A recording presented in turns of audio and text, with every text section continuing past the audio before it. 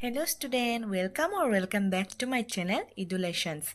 আজি মই ক্লাছ 6ৰ দুটা চেপ্টাৰ লৈছো মাইকেল ফেৰাডে আৰু হামৰাহি। এই দুটা চেপ্টাৰ মই আজি তোমালোকক ভালদৰে পঢ়াই দিম। যিবিলাকৰ কিছুমান শব্দত কনফিউজন আছে তেওঁলোকে ধুনীয়াকৈ মই যিখিনি পঢ়ি দিম বানানবিলাক ধুনীয়াকৈ চাই যাবা আৰু দৰকাৰ হ'লে ভিডিঅ'টো পজ কৰি ৰখাই কিনে 2-3 বাৰ চাবা। তেতিয়া তোমালোকৰ পঢ়িবলৈ সুবিধা হ'ব। শ্ৰুতলিপি বা পাঠ পঢ়াত পৰীক্ষাবিলাকত আহিলে তোমালোকৰ পঢ়িবলৈ সুবিধা হ'ব। গতিকে বলাচোন আমি পাঠটো পঢ়িবলৈ আৰম্ভ কৰোঁ। চেপ্টাৰটোৰ নাম হৈছে माइकल फैराडे। अत्यंत साधारण अवस्था से अथक परिश्रम, प्रतिभा और साधना के बल पर खुद को कालजयी वैज्ञानिक के रूप में प्रतिष्ठित करने वाले व्यक्ति संसार में बिरले ही मिलते हैं। उनमें से एक है माइकल फैराडे, जिन्होंने अपने नए नए आविष्कारों से सबको मुग्ध कर दिया था।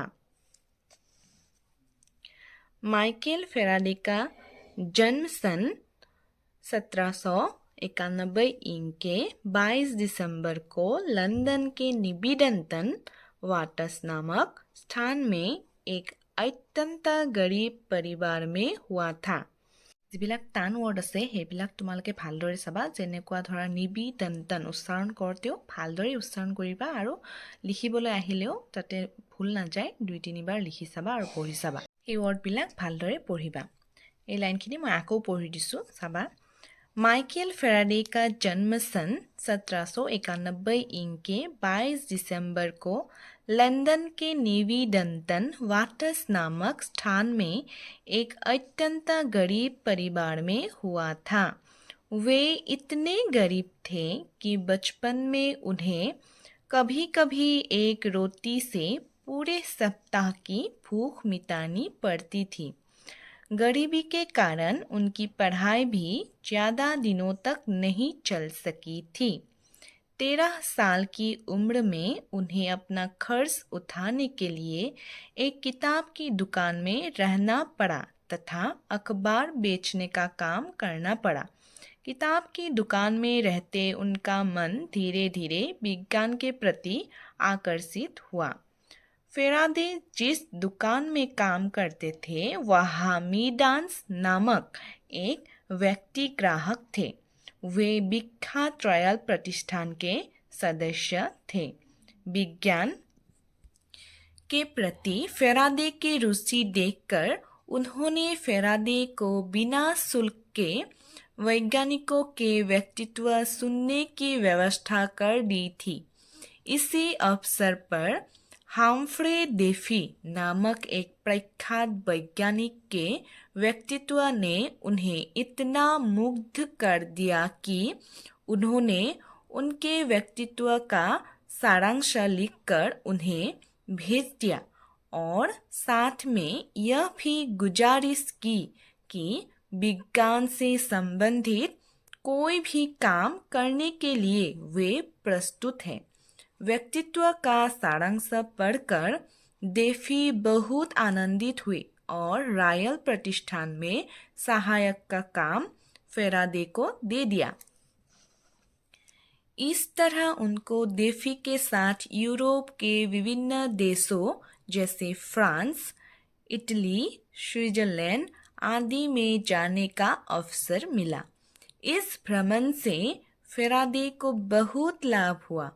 अपनी प्रतिभा और साधना के बल पर फैराडे अत्यंत कम समय के भीतर प्रथम श्रेणी के वैज्ञानिक के रूप में प्रतिष्ठित हो गए। उन्होंने रसायन विज्ञान के नए नए तथ्यों का आविष्कार किया। बेंजीन नामक पदार्थ को उन्होंने ही पहले पृथक करके दिखाया था। क्लोरीन के साथ अन्य गैसों का तरलीकरण भी उन्होंने ही किया था। कैल्शियम और क्लोरीन मिलाकर 2 नए यौगिक पदार्थों का आविष्कार करने में भी वे सफल रहे। रसायन विज्ञान के अलावा फैराडे का एक अन्य प्रिय विषय था विद्युत विज्ञान। सन 1826 इनको फेराडे रॉयल प्रतिष्ठान के परीक्षागार के अभिकर्ता नियुक्त हुए। इसके ठीक 7 वर्ष के बाद उन्हें उसी प्रतिष्ठान के आजीवन फुलरियन अध्यापक का पद दिया गया। इसी बीच इन्होंने विद्युत प्रवाह उत्पन्न करने वाले एक यंत्र का आविष्कार किया। इसी यंत्र का नाम है डायनामो। सन 1840 इनको फेराडे ने रोशनी और चुंबक का एक अभिनव संपर्क दिखाया, जो फेराडे प्रक्रिया के नाम से मशहूर हुआ। उनकी उपलब्धियों को देखते हुए उन्हें सर उपाधि से सम्मानित किया गया। केवल एक वैज्ञानिक के रूप में ही नहीं, बल्कि एक शिक्षक तथा वक्ता के रूप में भी वे बहुत लोकप्रिय रहे। क्रिसमस के दिन वे बच्चों को विज्ञान की रोचक कहानियाँ सुनाया करते थे। फेराडे विज्ञान के एक निष्ठ साधक थे। सन 1858 इनको इंग्लैंड की रानी ने उन्हें एक घर उपहार में दिया और वार्षिक पेंशन की व्यवस्था की। लंबी बीमारी के कारण सन 1867 इनको फेराडे की मृत्यु हुई। मृत्यु के पश्चात विज्ञान समाज ने उनके सम्मान में विद्युत से संबंधित फेराड और फेराडे नाम से 2 एककों का नाम रखा, जो विज्ञान में आज भी प्रचलित है। विज्ञानी फेराडे हम सब के लिए असीम प्रेरणा के स्रोत हैं।